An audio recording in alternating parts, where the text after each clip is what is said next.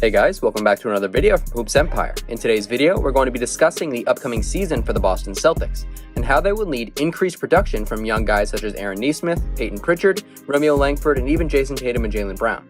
Before we start, make sure to subscribe to the channel. As of the recording of this video, we are just subs away from 1,000, so the next video posted will be the 1K special, even if we are at 1K when this video is posted. Make sure to turn on that notification bell. Only a small portion of my views are from subscribers, so if it's your first time seeing a video of mine, hit the bell. And if you're a returning viewer, make sure the bell is clicked so you don't miss a video. But let's get into the video. So let's start by saying that this Celtics team is currently much better constructed than it was last year, or even the year before in my opinion. 1 through 7, they have some very talented offensive and defensive players. They have the superstar high-volume shot creator, the perfect number 2 all-star, a defensive anchor, leadership, and a nice third option with a few playmakers sprinkled in. A few years ago, this team could easily be contending for a title, but now we have re-entered the era of a big three. So the Celtics are going to need some legit production from lesser players to really launch themselves into contending status. Let's start with a guy I have been very high on since even before his draft size. With a 14-game sample in his sophomore season at Vanderbilt, Aaron Nesmith averaged 23 points and 5 rebounds per game, on an absolutely insane 51.2% from beyond the arc, on over 8 attempts per game. Shooting numbers like this pretty much don't exist, and while he did not play the full season, making over 50% of your three-pointers on over 110 total attempts is good enough to be touted as the best shooter in most draft classes. He was old what he could become, and the Celtics took that opportunity. His first year in the NBA was a bit disappointing, as he was practically a non-factor for most of the season.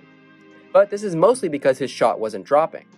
He went from the guy at Vanderbilt, always moving off the ball, trying to get free to take one of his over 8 threes per game.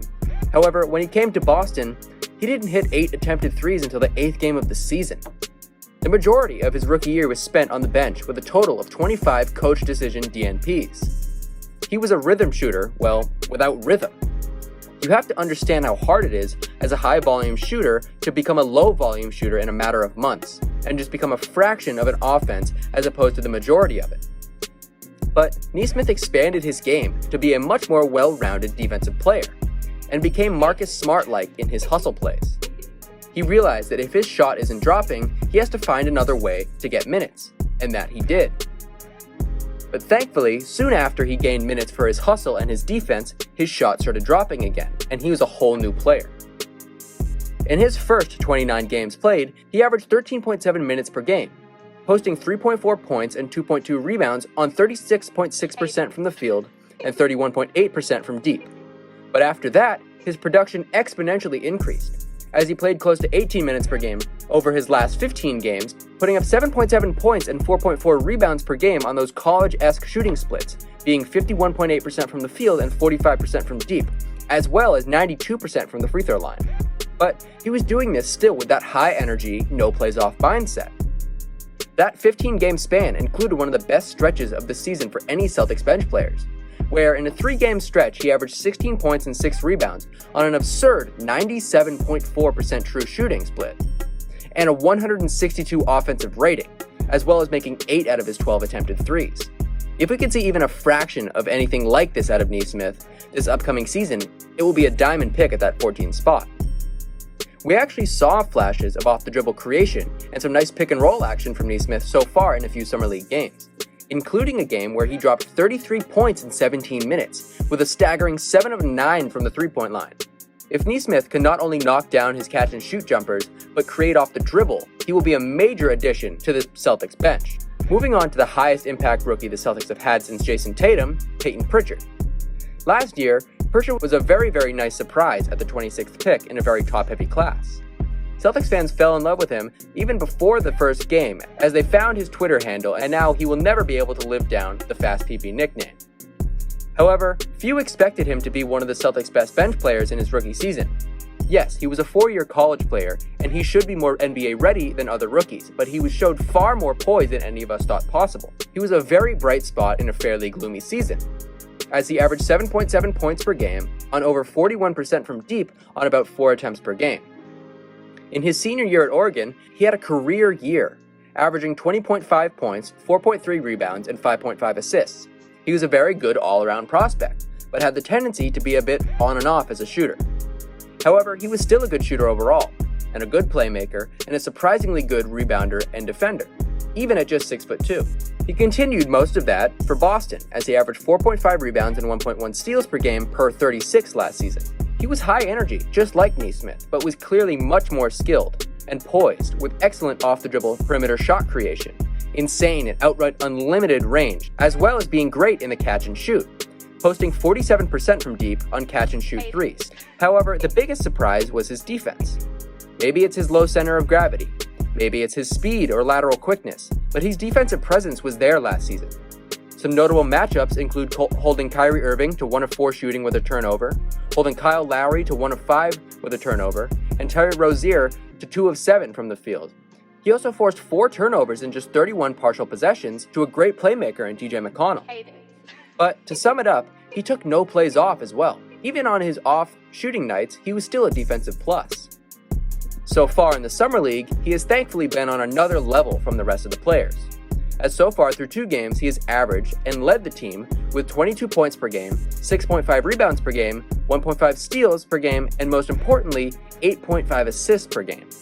This includes a 21-point, 12-assist performance, as well as a 7 for 15 from deep performance.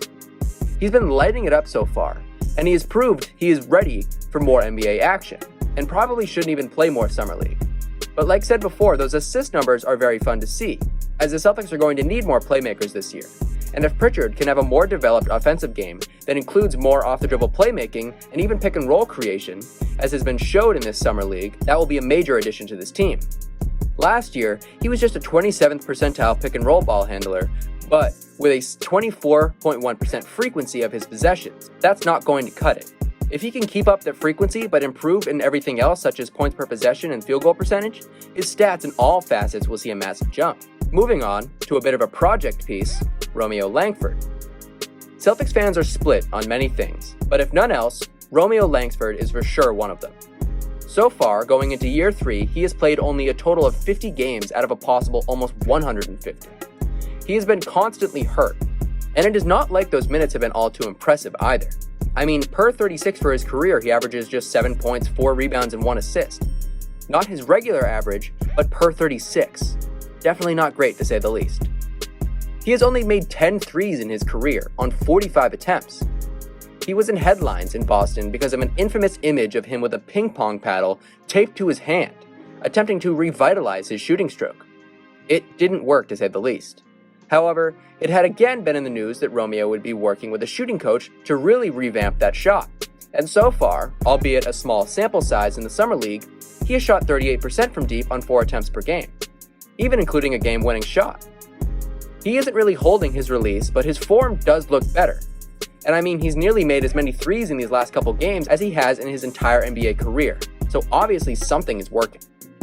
If he can continue to be the exceptional defender that he is, but add a shooting arsenal to his game as well as some flashes of playmaking we have seen throughout his basketball career, he could be a real contributor to a currently weak forward depth that the Celtics have. And lastly, we have the most polarizing Celtic, Robert Timelord Williams.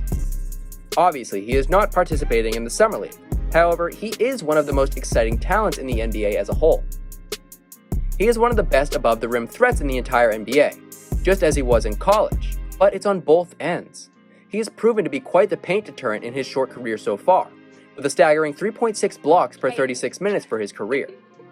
Last season for the Celtics, he averaged 8 points, 7 rebounds, 2 assists, and 2 blocks per game. Per 36, those would be some of the best numbers from a center in the NBA.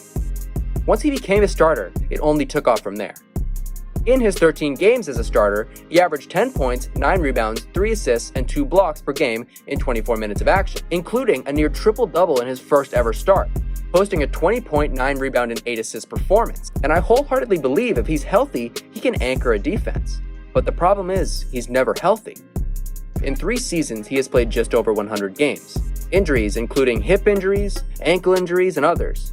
Most of his injuries are connected to the hip condition he has, and the Celtics have always limited him so that he can be ready for the playoffs. He is undoubtedly a starting talent. However, the best move for both Boston and Timelord would be for him to come off the bench. He can still get minutes even with Horford on the team, but slightly limiting his time can reduce the chances of injury.